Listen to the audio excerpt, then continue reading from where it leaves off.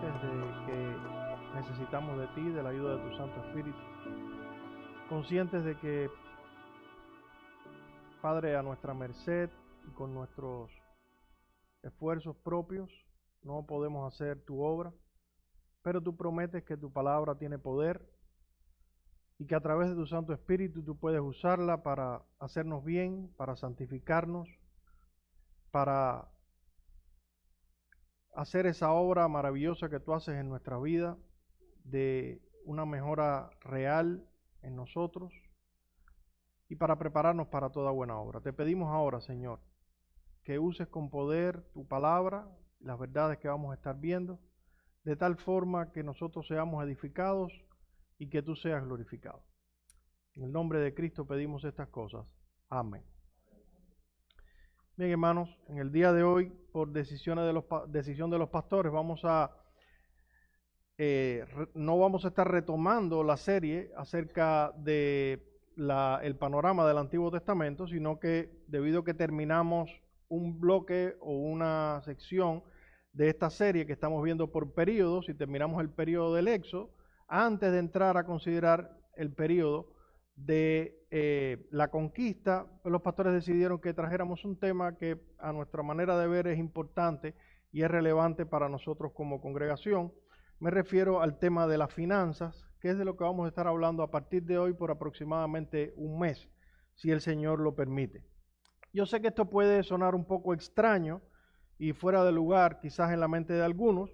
Es probable que hasta alguien se pregunte, bueno, hablar de economía y de dinero en la iglesia, eso es como algo medio mundano y poco espiritual, ¿no? Como que no es un tema muy común. No deberíamos nosotros dejar esto en manos de los expertos, en manos de las personas que conocen del tema. En este sentido, hermano, quiero aclarar que aunque vamos a estar hablando y abordando temas económicos y financieros, yo no vengo aquí a hablar como un experto en finanzas, que no lo soy, ni mucho menos, ni tampoco como un empresario de éxito, que tampoco lo soy, sino que vengo a hablar como pastor de almas, tratando de descubrir si Dios tiene algo que decirnos en la Biblia sobre este tema, sobre el manejo de los recursos financieros. De manera que permítanme dejarlo claro desde el inicio, nosotros no vamos a estar en esta clase dándole la clave a nadie para hacerse millonario en 3 pasos, ni para tener negocios de éxito, ni nada por el estilo.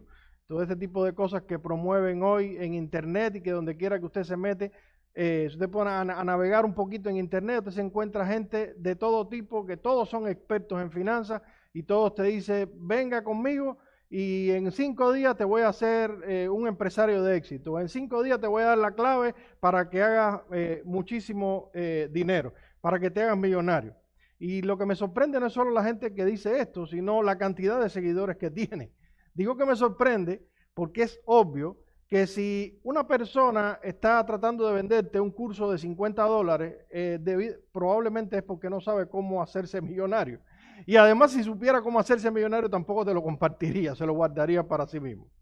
Así que no tengo la intención de competir en estas clases con esos influencers, ni mucho menos.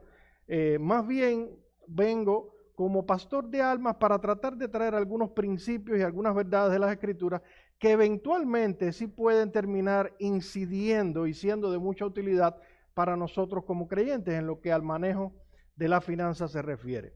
Contrariamente a lo que muchas personas piensan, la Biblia tiene mucho que decirnos acerca de la finanza.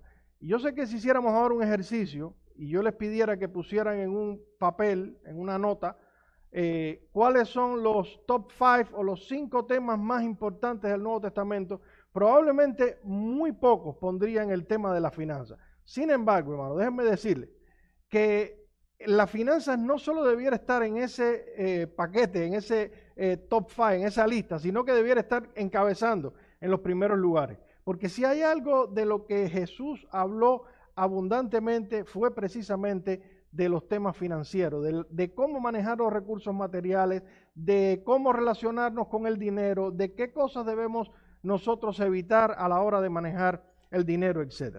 Para que tengan solo una idea, hay más de 2.300 versículos en el Nuevo Testamento, en la Biblia entera, pero mayormente en el Nuevo Testamento, sobre el tema de los recursos materiales relacionados con el dinero, la riqueza, la pobreza, la generosidad, la deuda, la administración. Es decir, que hay muchos pasajes que abordan este tema. Unos 2.300 que abordan el tema, en contraste con unos 900 versículos que hablan del amor, unos 500 que hablan de la fe y menos de 500 que hablan acerca de la oración. De hecho, hermanos, Jesús habló más de los recursos materiales que del cielo y del infierno juntos. Si reunimos todo lo que Jesús habló del cielo y del infierno, todo no llega a ser la cantidad de pasajes y de textos donde él abordó el tema de los recursos materiales. 16, la mitad de las parábolas, 16 de 38 parábolas hablan directa o indirectamente sobre el uso de los bienes materiales. Y por otro lado, no son pocos los personajes de las Escrituras con los que Jesús tuvo confrontación en su ministerio, cuyas historias, que están recogidas en los evangelios, hablan de personas o de individuos que tenían problemas con los recursos materiales. Por solo mencionar algunos, a lo mejor ustedes pueden ayudarme. Zaqueo es uno de ellos, un hombre que cuando se convirtió tuvo que admitir que había robado, había extorsionado y tuvo que compartir la mitad y más de lo que había recaudado. Mateo, que también era cobrador de impuestos, no se dice mucho, pero podemos asumir que siendo cobrador de impuestos, pues también debió haber estado en ese... el joven, bueno, no es una parábola, es una historia. Es la historia del joven rico, un joven que prefirió su riqueza, sus bienes materiales, que seguir al Señor. Cuando tuvo que escoger entre una cosa y otra, pues escogió seguir o estar con sus bienes materiales. Y también podemos mencionar, hermanos, por ejemplo, los 5,000 que siguieron al Señor y en quienes Él hizo un milagro. El milagro de alimentarlos con 5 panes y 2 peces. Yo no sé si ustedes recuerdan lo que pasó al otro día, pero al otro día esas 5,000 personas salieron, el Señor salió, se movió a otro territorio y esas 5,000 personas, que eran 5,000 sin contar mujeres y niños, salieron detrás de Jesús. ¿Y qué cosa les dijo Jesús? Oigan lo que les dijo en Lucas 6, 26 al 27. Les dijo: de cierto os digo que me buscáis, no porque habéis visto mis señales, sino porque comiste el pan y os saciasteis. Trabajad por la comida que perece, o trabajad no por la comida que perece, sino por la comida que a vida eterna permanece. Aquellas personas no estaban buscando a Jesús, ni siquiera por los milagros y señales que estaba haciendo. Ya no digamos por su predicación, ni siquiera era por las señales y los milagros que él hacía.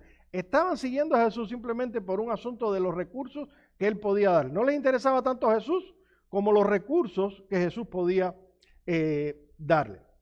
Por otro lado, nosotros también podemos ver cómo la predicación de Juan el Bautista estuvo centrada en el tema de los recursos materiales. Noten un texto interesante, Lucas capítulo 3, versículo 7, donde Juan el Bautista está llamando a un grupo de oyentes a hacer frutos dignos de arrepentimiento. El hermano José me puede ayudar leyendo. Ser bautizadas por él. Oh generación de víboras, ¿quién os enseñó a huir de la ira venidera? Haced pues frutos dignos de arrepentimiento. Ahora, al escuchar este discurso, ellos dijeron, bueno, ¿qué debemos hacer? ¿Qué hacemos?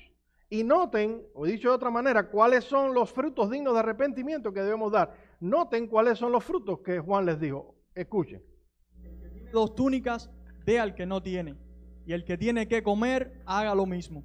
Vinieron también unos publicanos para ser bautizados, y le dijeron: Maestro, ¿qué haremos? Él les dijo: no exijáis más de lo que os está ordenado. También le preguntaron unos soldados, diciendo: ¿y nosotros qué haremos? Y él les dijo: no hagáis extorsión a nadie, ni calumniéis, y contentaos con vuestro salario. Aquí hay 3 directrices provenientes de Juan respondiendo a la pregunta: ¿cuáles son esos frutos de arrepentimiento? ¿Y cuáles son esas directrices? Pueden identificarla ahí. ¿A qué les llama primero? Bueno, sí, obviamente, al arrepentimiento, pero ese arrepentimiento debía verse en frutos palpables. ¿Cuáles eran esos frutos? Bueno, en primer lugar, era un llamado a la generosidad. El que tiene más, que comparta con el que no tiene. ¿Qué otra cosa? Al otro grupo que les digo, no hagan fraude económico, no exijan a nadie más de lo debido en materia de impuestos, en materia fiscal, a los publicanos o recaudadores de impuestos que eran reconocidos por este tipo de fraude. ¿Y qué les dijo a los soldados? No hagan extorsión, conténtense con su salario. Es decir, el texto está enmarcado en el manejo que aquellas personas debían o no debían hacer de sus recursos materiales. Dice un autor, si puede me ayuda leyendo, por favor, José. Sorprende ver que los frutos dignos de arrepentimiento a los que se refiere Juan el Bautista, en esa ocasión tenían que ver con la forma en la que ellos manejaban las posesiones y cómo se sentían respecto a ellas. Llamó a las personas a la generosidad, los mandó a dejar la avaricia y la corrupción y les habló del contentamiento. Una vez más, vemos que la forma en la que se maneja lo material es una indicación clara del estado del corazón. Y si seguimos revisando las páginas del Nuevo Testamento, también podemos ver algo interesante en el libro de los Hechos. ¿Recuerdan ustedes cuál fue el primer acto público de disciplina de la iglesia primitiva? Ananías y Zafira. ¿Y con qué tuvo que ver el pecado de Ananías y Zafira? Tuvo que ver precisamente con el manejo de las posesiones materiales. Y si saltamos del libro de los Hechos a las cartas neotestamentarias, hermanos, veremos que no faltan exhortaciones, advertencias y amonestaciones en relación con las riquezas, el dinero y sus derivados. De manera, hermano, que un simple vistazo a vuelo de pájaro al Nuevo Testamento nos indica que definitivamente nuestros recursos económicos o financieros importan a los ojos de Dios. Dios sin duda está interesado en la manera en la que nosotros manejamos nuestros recursos financieros y ha hablado abundantemente de eso. Y si Dios se ha dado el trabajo de hablar abundantemente sobre ese tema, nosotros como creyentes deberíamos darnos el trabajo de estudiar lo que Él ha dicho al respecto. Ahora bien, la relevancia de este tema no solo se halla en la abundancia de información que nosotros encontramos en el Nuevo Testamento, en la Biblia en general, sino también en la incidencia que este asunto tiene para nosotros en la vida diaria. Hermanos, querrámoslo o no, nuestras vidas giran en torno a los recursos materiales y al dinero. Eso es un hecho que no tiene discusión. Pensemos un poco en el asunto. Por ejemplo, invertimos la mejor parte de nuestra juventud y la niñez, entre los 5 y los 20 años, haciendo ¿qué cosa? Estudiando y preparándonos, en la mayoría de los casos, ¿verdad?, para poder tener una profesión y poder llegar a generar un grupo de ingresos cuando ya seamos adultos. Entre los 5 y los 20 años, básicamente eso es lo que hace la gran mayoría de las personas. Luego de adulto, nosotros invertimos la mayor parte de nuestra vida activa trabajando para producir dinero. Entre los 21 y los 65 años, primaria y principalmente la actividad a la que estamos dedicados es a trabajar para poder producir dinero. El individuo promedio en Estados Unidos se jubila a los 66 años. Si comenzó a trabajar a los 21 años, cuando se jubile, habrá trabajado 45 años de su vida. Los mejores 45 años de su vida, por supuesto. En un régimen normal de 40 horas semanales, tomando 2 semanas de vacaciones, a los 66 años habrá trabajado unas 2.000 semanas, lo que es lo mismo, el equivalente a unas 90.000 horas. Eso es la mayor parte de nuestra vida. ¿Y a qué la dedicamos? Precisamente a trabajar. ¿Para qué? En la mayoría de los casos, el único objetivo por el que se trabaja es para poder producir recursos. Ahora esto hay que sumarle las horas que usamos para ir y venir al trabajo, que en el caso de algunos es bastante tiempo, horas extras, overtime, segundos trabajos, horas de superación, etcétera, etcétera, etcétera. ¿Y todo esto para qué? Como decía, en la mayoría de los casos, casi con el único objetivo de poder incrementar nuestros ingresos y producir más recursos materiales. Por otro lado, se estima que el 25%, que el 25% de nuestros pensamientos giran en torno a los recursos materiales. Hermanos, nos pasamos la vida pensando en cómo vamos a ganar el dinero, cómo vamos a gastar el dinero, cómo vamos a ahorrar el dinero, cómo vamos a incrementarlo. Gran parte de nuestro pensamiento está ocupado en esto. ¿Cómo hago para ganar más? ¿Cómo hago para ahorrar? ¿En qué lo gasto? ¿En qué no lo gasto? ¿Cómo lo guardo? ¿Cómo lo garantizo para el futuro? Eso es un hecho. Definitivamente este no es un tema secundario para el ser humano, no por gusto. Cristo tuvo que decirle a sus discípulos en Lucas 12:15, la vida del hombre no consiste en la abundancia de los bienes que posee, porque la mentalidad del ser humano caído es a pensar que nuestra vida consiste en la cantidad de los bienes que poseemos. Esa es nuestra vida. Ahora bien, a las inclinaciones naturales del corazón caído del ser humano, nosotros en particular tenemos que sumarle la realidad del lugar y la época en la que nos ha tocado vivir. Vivimos en Estados Unidos de América en pleno siglo XXI, una sociedad materialista y consumista como nunca la ha habido en la historia. Y no estoy hablando mal de los Estados Unidos, amo este país, le agradezco mucho a Dios haber llegado aquí, las oportunidades que este país nos da, pero lo que estoy diciendo es una realidad, son hechos concretos.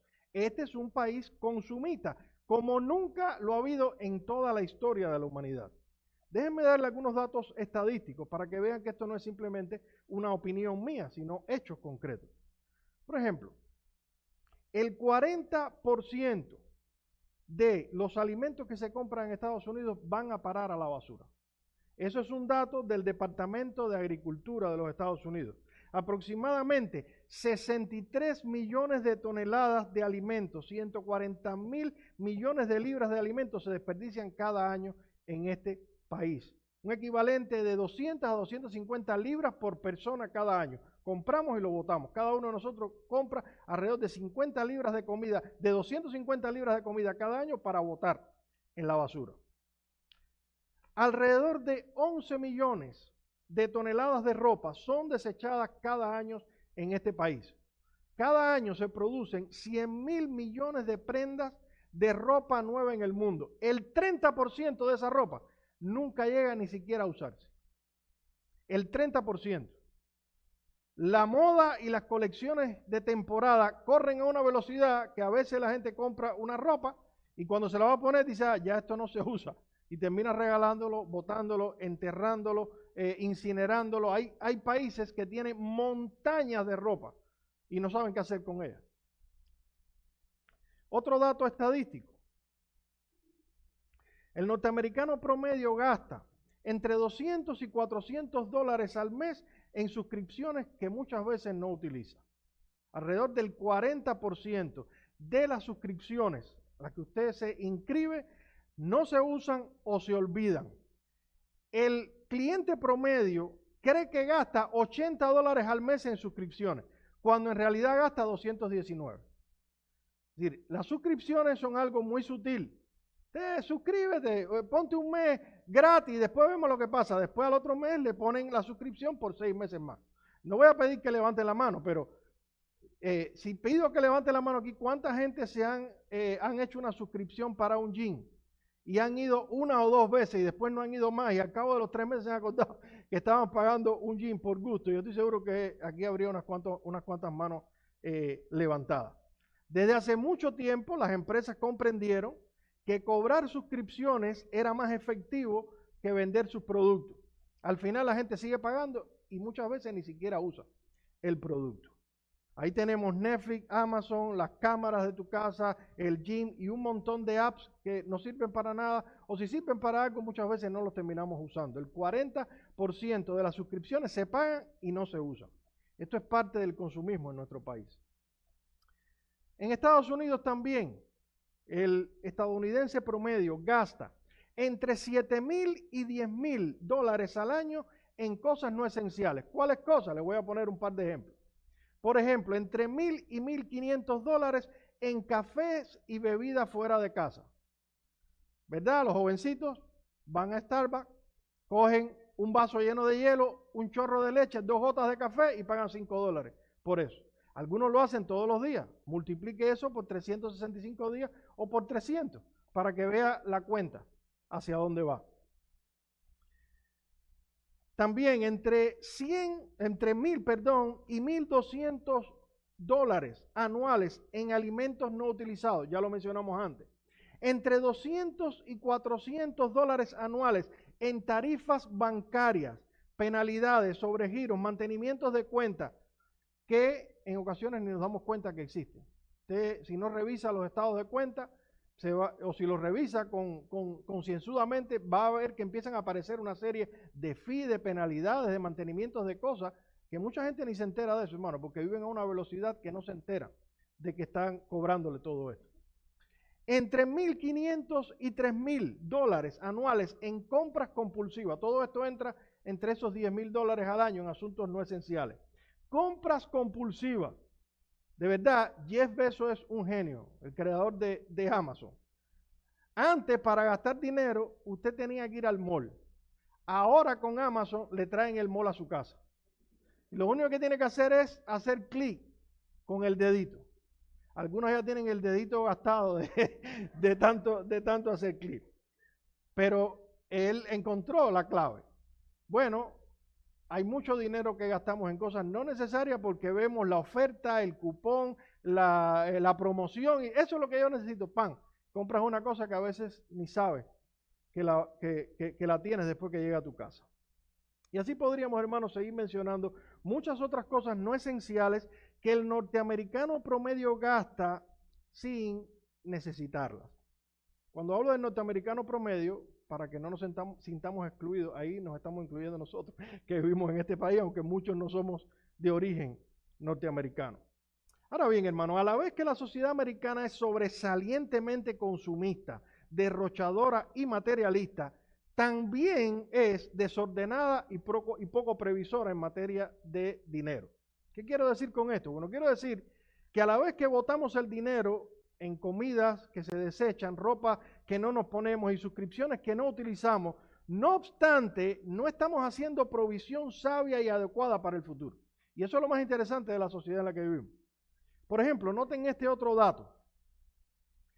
El 57% de los estadounidenses no podría cubrir un gasto de emergencia de $1.000 sin endeudarse. Podemos gastar en ropa, podemos comprar cosas que no necesitamos, pero el 57% de los norteamericanos no son capaces de cubrir una emergencia con dinero propio, tienen que endeudarse, si no, no lo pueden cubrir.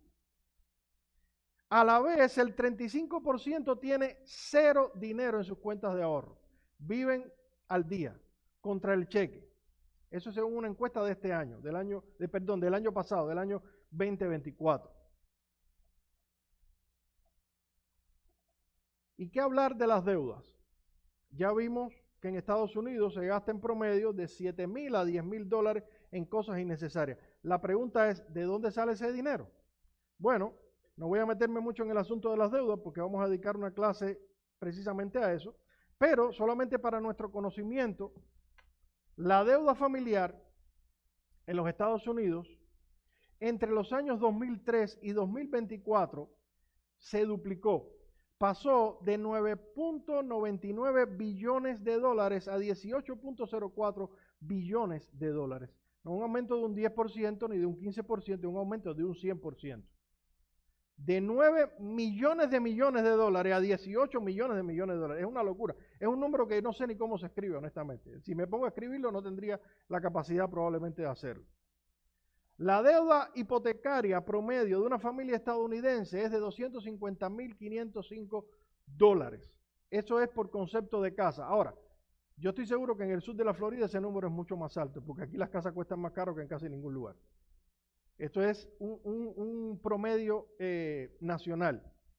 La deuda personal no hipotecaria del norteamericano promedio es de $23.066, según las compañías de buró de crédito. Como veremos en próximas clases, esas deudas generalmente no están siendo pagadas o están siendo pagadas varias veces por los intereses excesivos que nos cobran. Bueno, ¿para qué traigo toda esta información? Bueno, traigo toda esta información básicamente para entender el tipo de sociedad en el que estamos viviendo. Estamos viviendo en una sociedad tan consumista, tan materialista, que se endeuda y gasta en cosas que no necesita incluso en cosas que ni sabe que tiene, y sin embargo, por otro lado, no es capaz de prever o de hacer un plan de ahorro sabio y sensato para el futuro. Y seríamos ingenuos, hermanos, nosotros pensar que si vivimos en esta cultura, estamos rodeados de ella, esto no nos impacta a nosotros como creyentes y no nos arrastra en cierta medida. De hecho, nosotros somos parte de esas estadísticas, no debemos pensar que estamos fuera, nosotros somos parte de esas estadísticas. Y yo sé que muchos o algunos aquí probablemente se identificaron con algunas de las cosas que estuvimos viendo, porque son cosas que nos han pasado a todos o a la mayoría en algún momento de nuestras vidas. Así que tanto por el énfasis bíblico como por la sociedad en la que nos ha tocado vivir, este es un tema absolutamente necesario para abordar y debemos abordarlo desde una perspectiva escritural. Y eso es precisamente lo que nosotros queremos hacer con esta serie. Después de esta larga pero necesaria introducción, me gustaría que entráramos a considerar algunos principios fundamentales sobre este tema de las finanzas desde una perspectiva bíblica. Y es a eso lo que voy a dedicar ya el resto de la clase. Vamos a estar viendo principios fundamentales acerca del uso del dinero o de las finanzas bíblicas. Y para eso voy a dividir lo que me resta de clase en dos partes. Vamos a estar viendo primero la moralidad del dinero y en segundo lugar vamos a estar viendo los peligros del dinero. Básicamente en torno a esos dos puntos va a girar lo que me queda de clase. Ahora, antes de adentrarnos en este tema, déjenme reconocer por justicia que nada de esto que estoy compartiendo es original mío, simplemente estoy usando o valiéndome de algunos libros que han sido muy útiles en este sentido. Los voy a poner. El libro Conceptos Financieros Crown, no está muy disponible tan fácilmente porque es antiguo, pero vale la pena. El libro ¿A quién pertenece el dinero? De John MacArthur y el libro Finanzas Bíblicas de Héctor Salcedo. Esperamos que al final de la serie tengamos algunos de ellos en la librería para si alguien lo quiere consultar. Veamos entonces en primer lugar, hermanos, la moralidad del dinero. Cuando nosotros hablamos de dinero, nos estamos refiriendo a cualquier instrumento de intercambio económico, es decir, a cualquier cosa que tenga un valor X y que podamos intercambiar por bienes y servicios. Hace algunos siglos atrás, el dinero estaba circunscrito a un grupo de monedas que generalmente eran de oro, de plata o de algún otro material valioso, pero hoy, con el paso del tiempo, el dinero es un concepto un poco más amplio y abstracto. Puede tratarse de un grupo de billetes en su bolsillo. También puede tratarse de un simple número que en su cuenta bancaria aumenta o disminuye dependiendo de los gastos o de los ingresos que usted haga.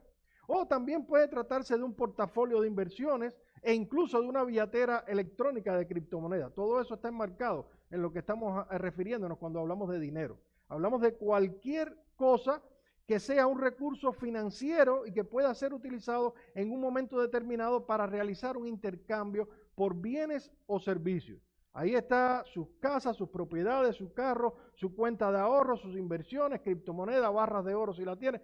Todo eso está enmarcado en lo que estamos refiriéndonos cuando hablamos de dinero o de bienes materiales.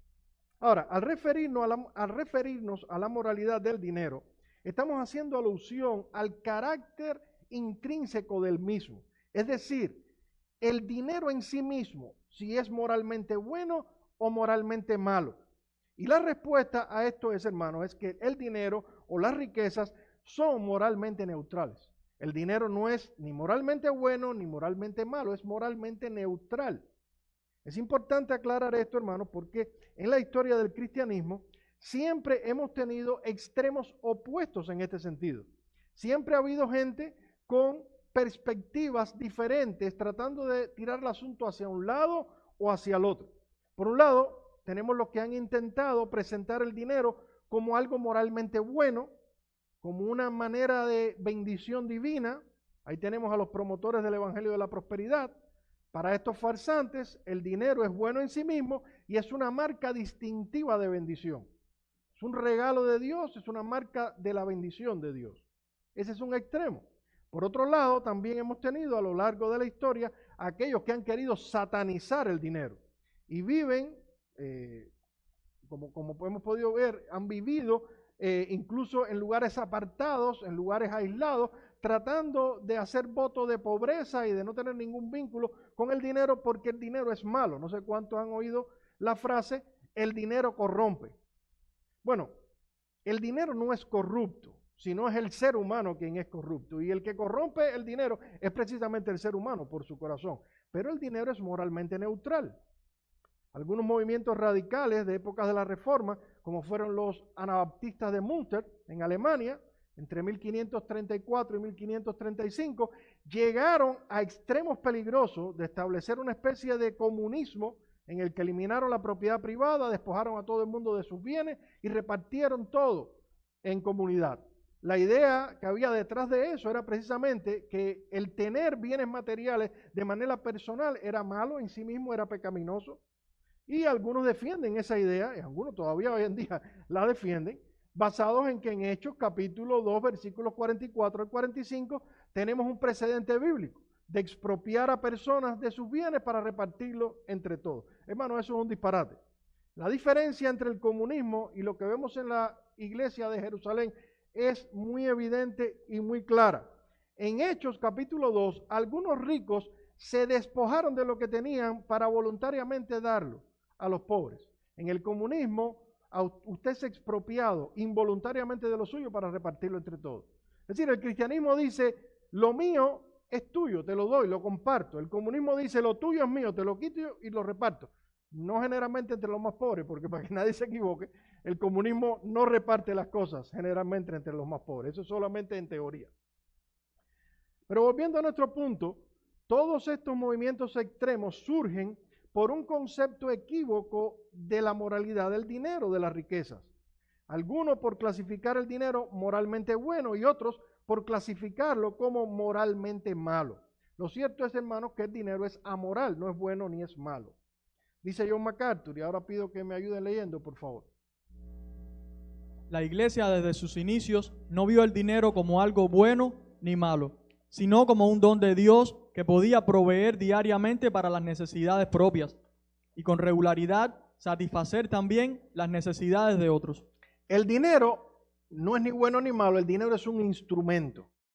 Un instrumento que Dios pone en nuestras manos y que podemos usar para bien, pero también podemos usarlo para mal.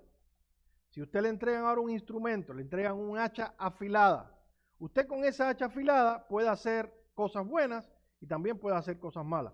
Puede cortar un árbol y preparar leña para su fogata, pero también puede cortarse un pie o matar a una persona.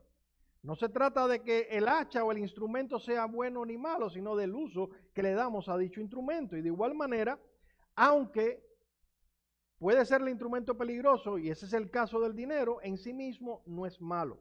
Es un simple instrumento cuya moralidad dependerá del uso que se le dé. Y la prueba bíblica, hermanos, de que no hay nada intrínsecamente malo en las riquezas o el dinero, está en el hecho de que Dios se presenta a sí mismo como el dueño de las riquezas y como el dador de las riquezas. Vamos a leer algunos textos donde vemos esto con claridad. Por ejemplo, 1 de Crónicas 29, 12 al 13, aquí está hablando Salomón de una abundante ofrenda que habían recogido para la reconstrucción del templo, para la construcción del templo, y vean lo que él dice. Las riquezas y la gloria proceden de ti, y tú dominas sobre todo. En tu mano está la fuerza y el poder, y en tu mano el hacer grande y el dar poder a todos. Ahora pues, Dios nuestro, nosotros alabamos y loamos tu glorioso nombre. Salomón reconocía que las riquezas y aún el poder procedía de Dios. Estaba en su mano y él se lo daba a quien quería. Deuteronomio capítulo 8, versículos 17 al 18. Están a punto de entrar en la tierra prometida y noten lo que dice ahí Dios al pueblo. Y digas en tu corazón, mi poder y la gloria de mi mano me han traído esta riqueza. Si no, acuérdate de Jehová tu Dios, porque Él te da el poder para hacer las riquezas, a fin de confirmar su pacto que juró a tus padres, como en este día. Dios mismo le está diciendo al pueblo, acuérdate de Jehová tu Dios, porque Él es quien te da el poder para hacer la riqueza. Bueno, la riqueza, la prosperidad, no necesariamente vienen del diablo. No necesariamente vienen del diablo. Y es algo que debemos tomar en cuenta.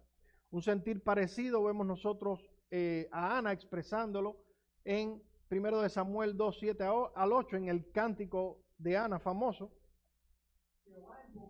Y Él enriquece, abate y enaltece.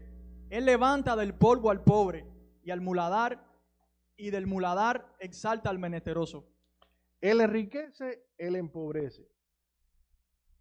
Otro pasaje, Proverbios 10:22. La bendición de Jehová es la que enriquece y no añade tristeza con ella. Las riquezas y particularmente aquellas que vienen a nuestra vida sin añadir tristeza deben ser recibidas como una bendición de parte de Dios, como algo que Dios nos ha dado. ¿Por qué? Porque a fin de cuentas todo es suyo, es lo que dice Ageo capítulo 2 versículos 8. Mía es la plata y mío es el oro, dice Jehová de los ejércitos. Así que Dios es dueño de todo y Él ese todo se lo da a quien quiere, cuando quiere y como quiere. De modo, hermanos, que el dinero, las riquezas y la prosperidad en ellos no hay nada intrínsecamente malo. Dios es el dueño de esos recursos, Él los reparte soberanamente. Por tanto, si Dios te ha prosperado en los últimos años por medios lícitos, si te ha dado un buen trabajo, te ha dado un buen negocio, te ha dado una vida holgada, una buena casa, un buen carro, y es algo que has obtenido lícitamente, debes ver en eso la bondad de Dios para con tu vida y debes ver a Dios detrás de eso, dándote lo que tú tienes, porque Él nos da todas las cosas y nos las da, dice 1 Timoteo capítulo 6, para que las disfrutemos, para que las disfrutemos. Ahora bien, en este punto es probable que alguien diga, bueno, si el dinero no es malo en sí mismo y es Dios quien nos los da, ¿por qué entonces debemos preocuparnos al respecto? Simplemente quitémonos de encima todos los prejuicios, quitémonos de encima todas las preocupaciones y disfrutemos de las cosas buenas que nos da la vida. Y se acabó, a fin de cuentas es Dios quien da la riqueza y no hay nada de malo en ella. Sin embargo, hay un problema con este razonamiento y es el siguiente. Si bien la Biblia da por sentada la moralidad neutral del dinero, es decir, que no es ni bueno ni malo, no obstante, sí nos alerta continuamente del peligro que el dinero representa para el ser humano. Y eso es importante, hermano. El dinero en sí mismo no es malo, el dinero en sí mismo no es moralmente negativo, pero el dinero sí es peligroso. Y la Biblia nos alerta una y otra vez acerca de ese peligro. Y lo que quiero hacer en el tiempo que me resta es ver algunos de estos peligros que la Biblia nos enseña, hacia los cuales debemos estar alerta con respecto al dinero. Algunos peligros, y voy a mencionar, sin detenerme mucho en ellos, 5 peligros que la Biblia menciona, acerca de los cuales se nos alerta. En primer lugar,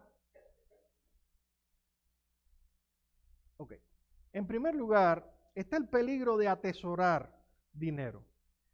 Atesorar dinero. Oigan lo que dice el Señor Jesucristo en Mateo capítulo 6, versículos 19 al 21.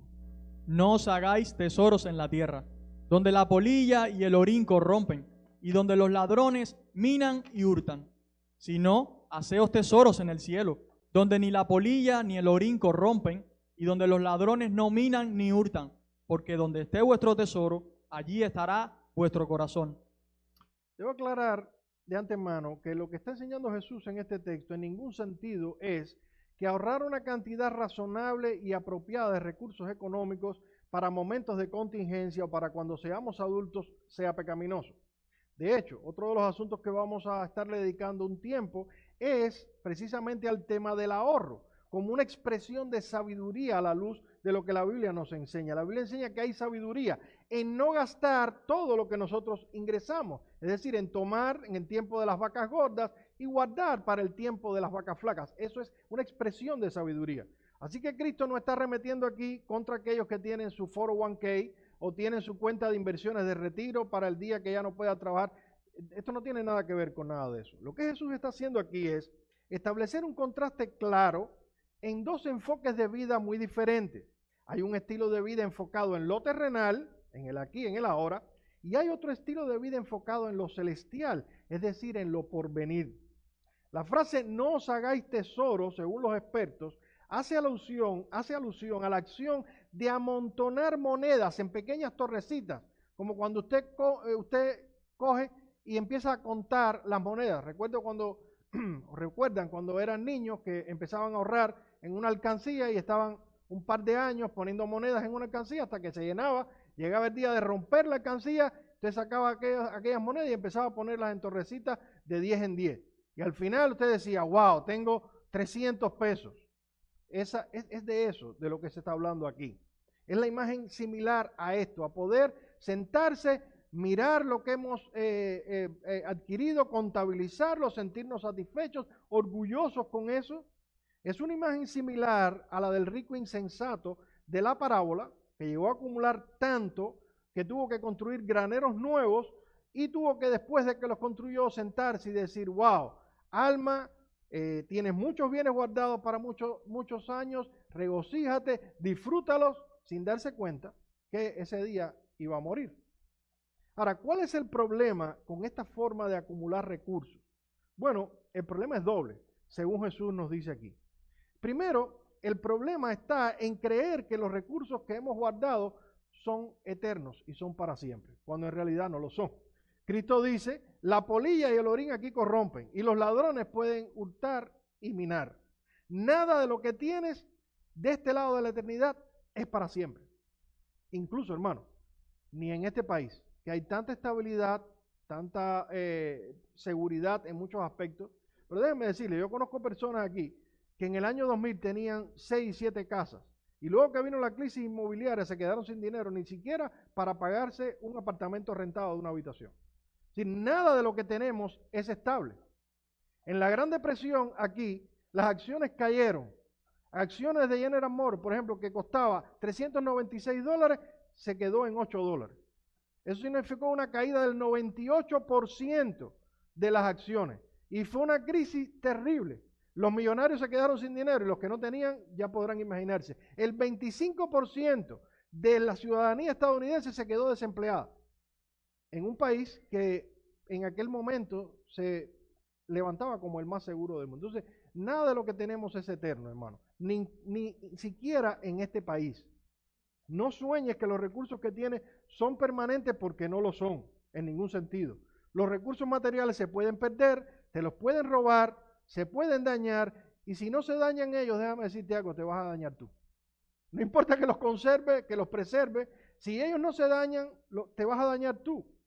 Se cuenta que cuando murió Rockefeller, en su momento el hombre más rico del mundo, llegó a tener el 2% del Producto Interno Bruto de este país, estaba en manos de ese hombre, así que podrán imaginarse.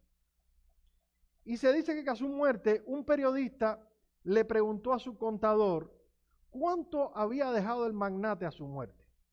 Y la respuesta del periodista fue muy sarcástica. Le respondió: él lo dejó todo, señor, lo dejó todo. ¿Cuánto dejó a su muerte? Lo dejó todo, no se pudo llevar nada, absolutamente nada. Y hermano, este mundo no es para siempre. Las cosas se dañan, y si no se dañan las cosas, nos vamos a dañar nosotros.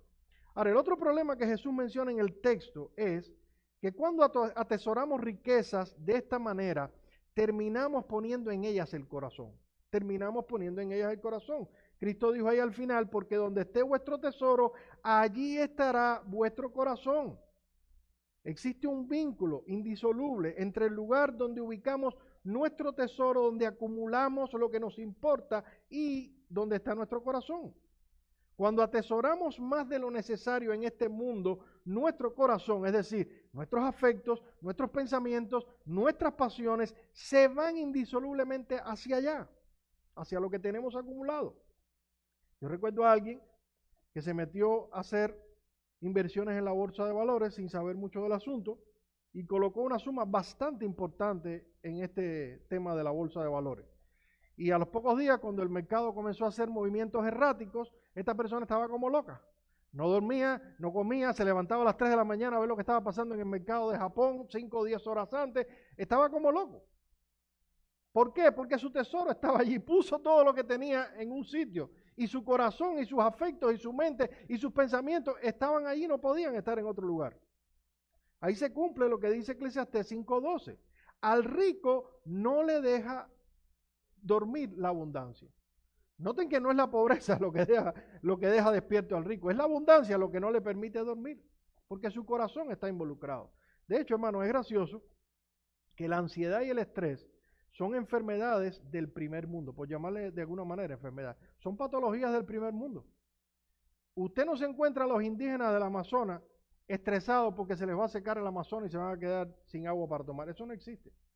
El estrés lo tenemos nosotros en estos países donde tenemos todos los problemas resueltos y estamos estresados porque tenemos tantos recursos que tememos perderlos y eso es lo que nos estresa. Entonces, ¿es malo ahorrar y acumular recursos para el futuro? Por supuesto que no, pero cuidado, porque si no lo hacemos con la perspectiva apropiada, podemos terminar viviendo con un enfoque puramente mundano, en el que nuestros pensamientos, nuestras energías estén solo y únicamente en función de producir más y de preservar lo que hemos producido. Entonces no puedo venir al culto de oración porque tengo que hacer overtime y luego tampoco puedo estar despierto en la escuela dominical o en el tiempo del culto porque estoy demasiado cansado por todo lo que he trabajado, o no puedo aportar un centavo para nada porque tengo que garantizar mi retiro, porque estamos enfocados en lo que está enfocado toda la gente que nos rodea, en acumular más para garantizar un futuro que, dicho sea de paso, hermano, nunca llegamos a garantizar. La gente trabaja 60 años para llegar al final de su vida con tranquilidad aparente y al final tampoco están tranquilos cuando llega el tiempo de retiro. No están tranquilos, porque el contentamiento tiene que ver no con las circunstancias, sino con nuestro corazón. El segundo peligro que la Biblia menciona, vamos a ir más rápido, es el peligro de amar el dinero. El peligro de amar el dinero. Noten la advertencia de 1 Timoteo 6, 9 al 10. Amar el dinero. Porque los que quieren enriquecerse caen en tentación y lazo, y en muchas codicias necias y dañosas que hunden a los hombres en destrucción y perdición, porque raíz de todos los males es el amor al dinero. Ya dejamos muy en claro que el dinero no es malo en sí mismo, es algo moralmente neutro. Sin embargo, es evidente en este texto y en el resto de las escrituras que cuando nuestros afectos se van detrás del dinero, nuestra caída es segura y estrepitosa. Nuestra caída es segura y estrepitosa.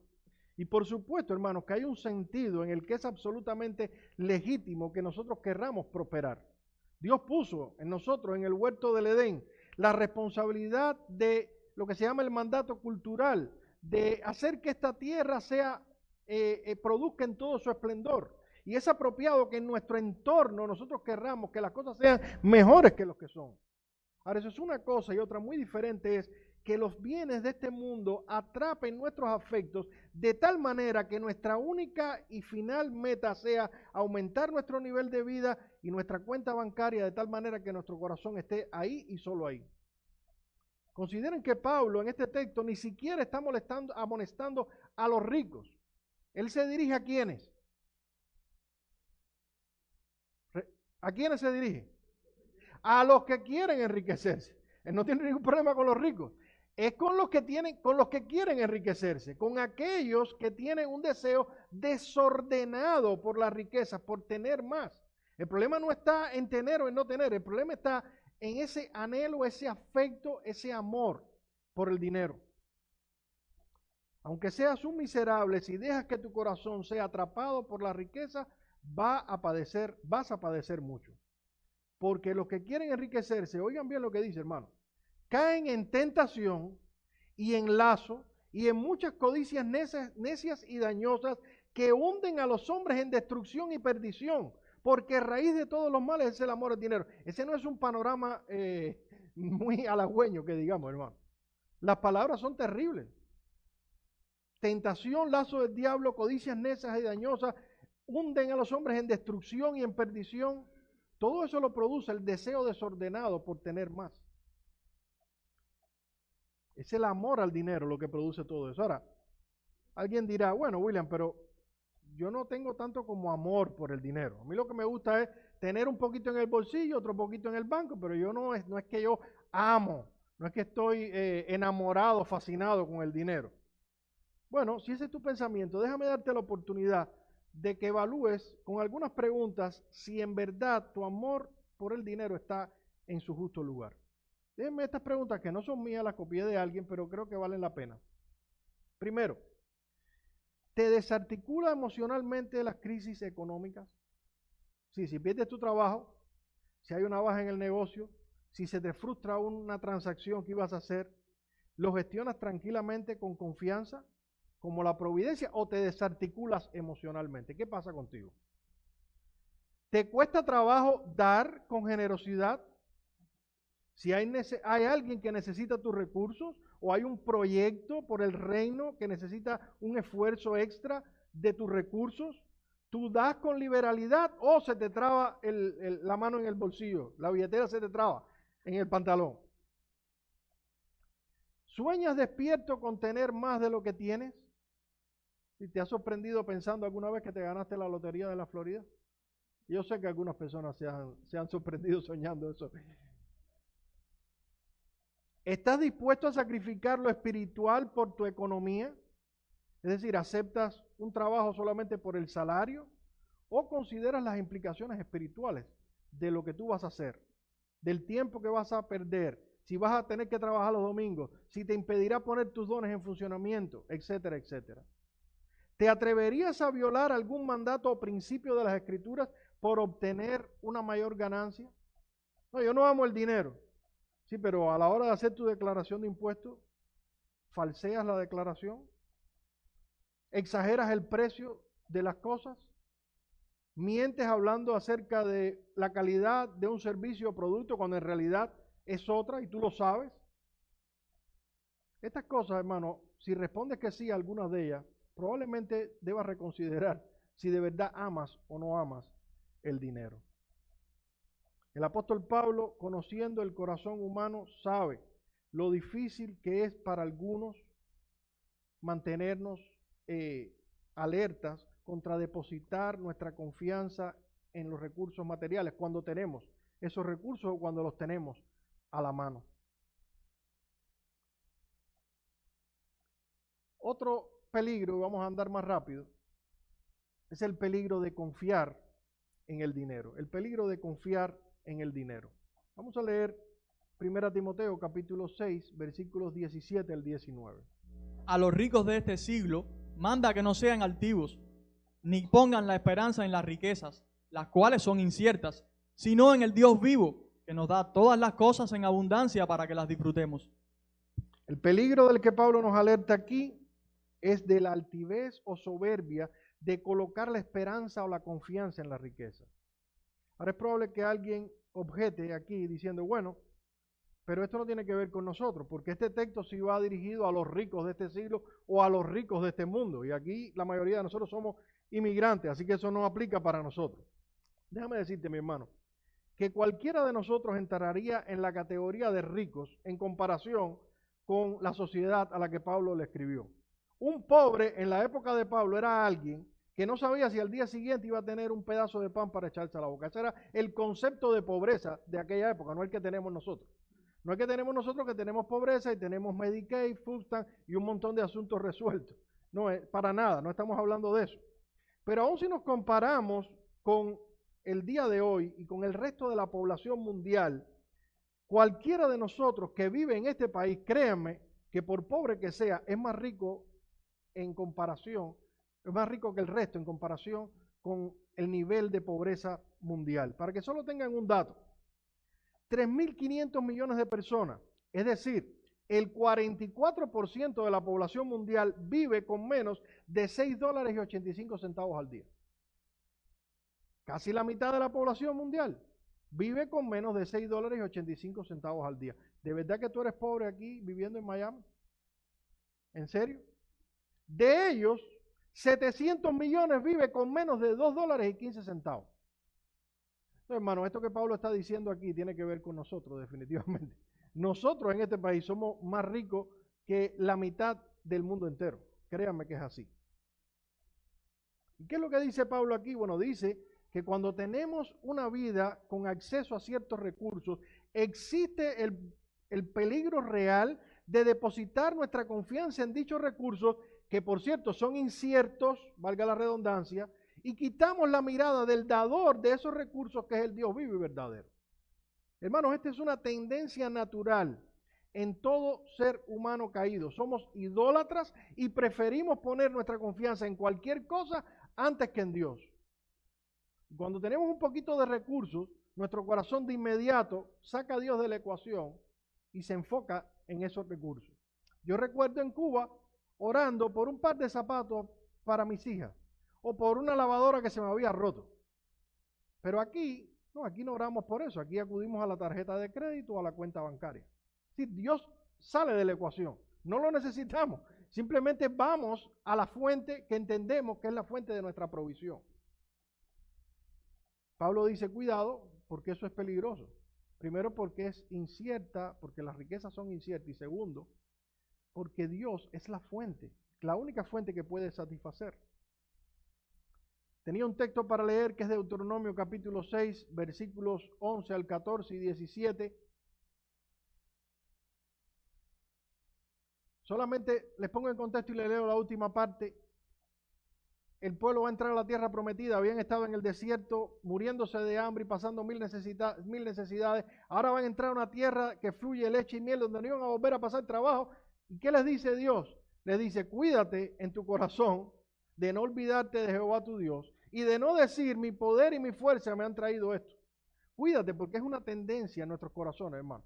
Cuando se aumentan las riquezas, la tendencia es a poner en ellas nuestro corazón. Noten lo que dice el Salmo. El Salmo 62:10.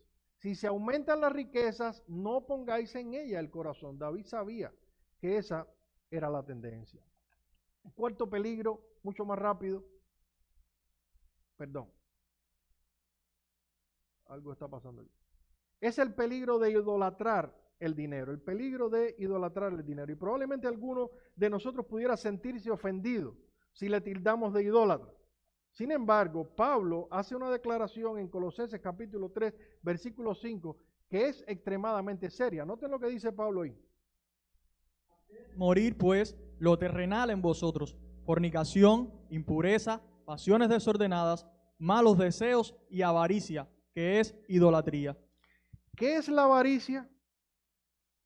Es idolatría. Pablo, en un comentario casi incidental al margen, está dando un listado de cosas y cuando habla de la avaricia dice, la avaricia es idolatría, es idolatría. ¿En qué sentido puede ser entendida como idolatría la avaricia? Bueno, la avaricia no tiene que ver tanto con lo que necesitamos, sino con algo que en su soberanía Dios no ha querido darnos y lo deseamos. Porque Dios no lo ha dado, lo deseamos de una manera desordenada. Por ejemplo, pensemos en un momento en Eva en el huerto del Edén. ¿Tenía Eva en el huerto del Edén necesidad de alguna cosa? ¿Necesidad real? Hermanos, tenía un mundo creado completo a su disposición, puesto para ellos, generando riquezas y recursos sin haber entrado el pecado en el mundo a todo tren, todo para ellos. Pero Eva no es que necesitara nada, es que simplemente ella quería lo que Dios no le había querido dar en su soberanía. Objetivamente hablando, desde este punto de vista, ella le hacía falta aquello que excepcionalmente Dios no le había dado. Y el alma humana es así. No importa lo que tengamos, siempre queremos algo que Dios no nos ha querido dar. Por eso decía un puritano que la ambición es como correr detrás de nuestra propia sombra. No importa cuánto corramos detrás de ella, siempre va a ir delante de nosotros. Siempre va a ir delante de nosotros. En este sentido, en una ocasión se le preguntó precisamente a Rockefeller cuánto creía él que era suficiente para ser feliz. Y su respuesta fue, un poquito más de lo que se tiene. Un poquito más de lo que se tiene. El hombre más rico del mundo. En este sentido, hermanos, la avaricia se convierte en idolatría porque hacemos de lo que no tenemos el objeto de nuestra satisfacción y de nuestra felicidad, cuando debería ser nuestra felicidad y satisfacción Dios mismo. Dice Matthew Henry, si puede ayúdame leyendo estos. La avaricia es idolatría porque pone el afecto supremo en lo terrenal y sustrae el alma de Dios. Y en el mismo son, John MacArthur dice, la codicia se convierte en idolatría cuando el deseo por más bienes materiales reemplaza a Dios como el objeto de nuestra adoración. Hermano, Dios no ve con ligereza este asunto. Podemos terminar siendo culpables de idolatría por la manera en la que manejamos nuestros recursos materiales. Esto es algo que Dios ve con seriedad.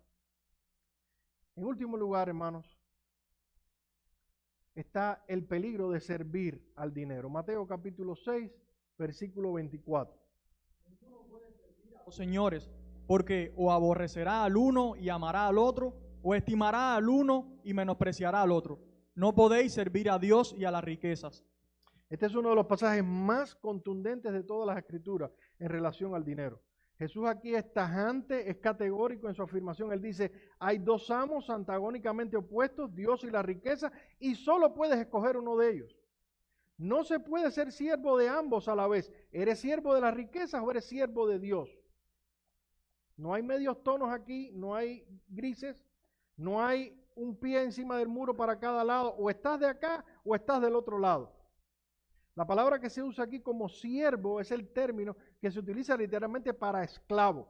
Para esclavo. En la actualidad usted como esclavo puede trabajar como sirviente en una casa por la mañana. Usted como siervo puede ir y servir en una casa por la mañana y ser empleado y servir en otra casa por la tarde. Pero en la antigüedad eso no existía. O eras esclavo de uno o eras esclavo del otro. No tenías la posibilidad de estar en 2 o 3 lugares, de tener 2 o 3 dueños. Y eso es lo que está diciendo Cristo aquí. O eres dueño, o la riqueza es dueña tuya, o yo soy tu dueño. La lección aquí es clara y es contundente. Si tu dinero y las cosas materiales te controlan y dominan, si vives para ellas de la misma manera que viven los impíos que te rodean, lo más probable es que tú no tengas ni parte ni suerte como siervo de Dios. Porque no se puede servir a dos señores a la vez. O servimos a unos o servimos a los otros. Este texto no lo voy a leer. Voy a leer casi para terminar esta cita de John Piper. Alguien que lo lea, por favor, José. Lo que nuestras manos hacen con nuestro dinero revela lo que nuestros corazones hacen con Dios. Lo que el dinero es para nosotros muestra lo que Dios es para nosotros. Lo que hacemos con nuestro dinero es una manifestación de dónde creemos que se encuentra la vida, la alegría, el amor, la esperanza, la seguridad, el significado y la libertad. Amén. En resumen, hermanos, y a modo de conclusión, el dinero no es bueno ni es malo, es amoral, pero es peligroso. Hay peligros que podemos nosotros enfrentar en el manejo de nuestros recursos materiales. El peligro de atesorar, el peligro de amar el dinero, el peligro de confiar en el dinero, el peligro de idolatrar el dinero, el peligro de servir el dinero. Con todo esto, hermanos, sobran razones para que nosotros como congregación vayamos a las Escrituras y busquemos qué es lo que tiene Dios que decirnos con respecto a la manera en la cual debemos manejar nuestros recursos. Yo reconozco que este es un tópico sensible y probablemente alguno piense y diga, bueno, pero ya esto es lo que faltaba, que ahora también en la iglesia me digan qué es lo que debo hacer con mi dinero. En realidad, hermano, yo no tengo derecho a decirte lo que tú debes hacer con tu dinero, pero déjame decirte algo, Dios sí tiene ese derecho. Porque Él nos redimió con la sangre de Cristo y nos redimió para que seamos santos en toda nuestra manera de vivir. Y esto incluye la manera en la que nosotros manejamos nuestro dinero. Se dice que cuando comenzaron las cruzadas, y con esta breve historia termino, llegó el momento en que el ejército de los cruzados, recuerden que eran un ejército de los católicos romanos, tratando de frenar el impulso musulmán y de liberar a la Tierra Santa o a Jerusalén del control musulmán, pero fue una guerra sangrienta. Y dice que llegó un momento donde se quedaron los católicos sin soldados y tuvieron que comenzar a buscar mercenarios, es decir, soldados pagados que no eran cristianos, pero con la condición, debido a que era una guerra santa, de que se bautizaran. Debían bautizarse para entonces poder participar de aquella guerra santa. Y se cuenta en un momento determinado, un grupo de estos soldados vino a bautizarse y decidieron bautizarse de una manera muy peculiar.